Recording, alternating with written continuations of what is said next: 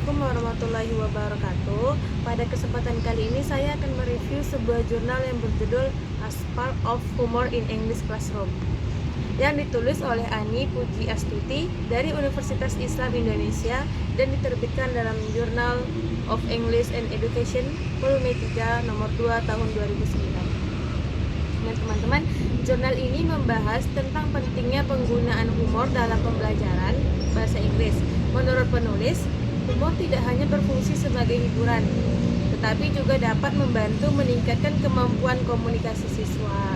Meningkatkan kemampuan komunikasi siswa ini, humor dapat membuat suasana belajar menjadi lebih santai, nyaman, dan menyenangkan sehingga siswa lebih tertarik untuk mengikuti proses pembelajaran. Pada bagian latar belakangnya, dijelaskan bahwa humor dapat membantu mengurangi ketegangan dalam belajar dan mempererat hubungan antar guru dan siswa.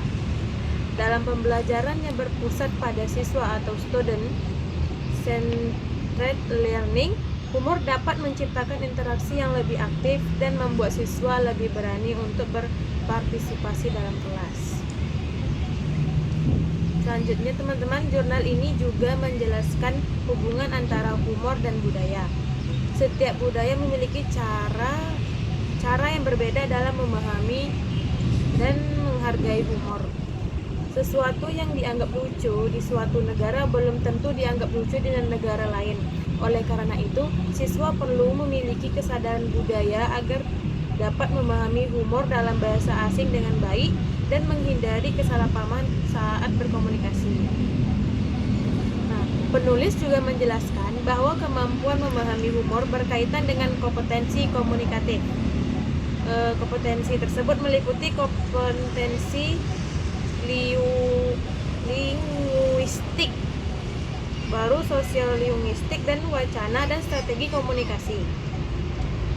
Seseorang tidak hanya harus memahami tata bahasa, tetapi juga harus mengetahui kepada siapa dan dalam situasi seperti apa humor dapat digunakan dengan tepat, teman-teman.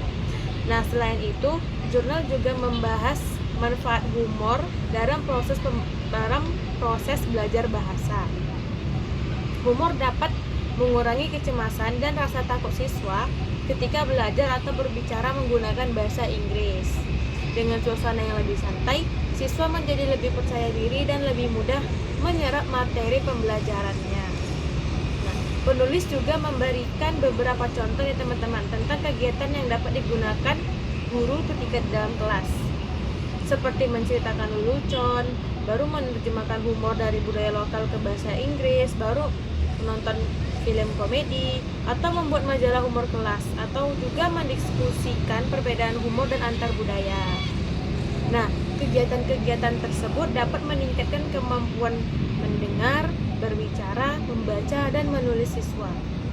Namun demikian, penggunaan humor juga harus dilakukan secara seimbang. Jika digunakan secara berlebihan, humor dapat mengganggu proses pembelajaran dan membuat siswa kurang fokus terhadap materi yang sedang dipelajari. Oleh karena itu, guru harus mampu menentukan kapan harus menciptakan suasana santai dan kapan harus kembali fokus pada pembelajarannya. Nah, sebagai tanggapan pribadi, saya setuju dengan isi jurnal ini karena humor memang dapat membuat proses pembelajaran menjadi lebih menyenangkan. Siswa biasanya lebih mudah memahami materi ketika suasana kelas tidak terlalu tegang. Namun, humor tetap harus digunakan secara tepat agar tujuan pembelajaran dapat tercapai dengan baik. Nah, sebagai kesimpulannya nih teman-teman, jurnal ini menunjukkan bahwa humor memiliki peran penting dalam meningkatkan kemampuan komunikasi siswa, menciptakan suasana belajar yang nyaman, serta membantu siswa memahami budaya dan bahasa secara lebih mendalam. Oleh karena itu, humor dapat menjadi salah satu strategi pembelajaran yang efektif apabila digunakan secara bijaksana dan sesuai dengan kondisi kelas. Nah, sekian review jurnal yang dapat saya sampaikan. Terima kasih dan saya mohon maaf apabila terdapat kekurangan. Wassalamualaikum warahmatullahi wabarakatuh.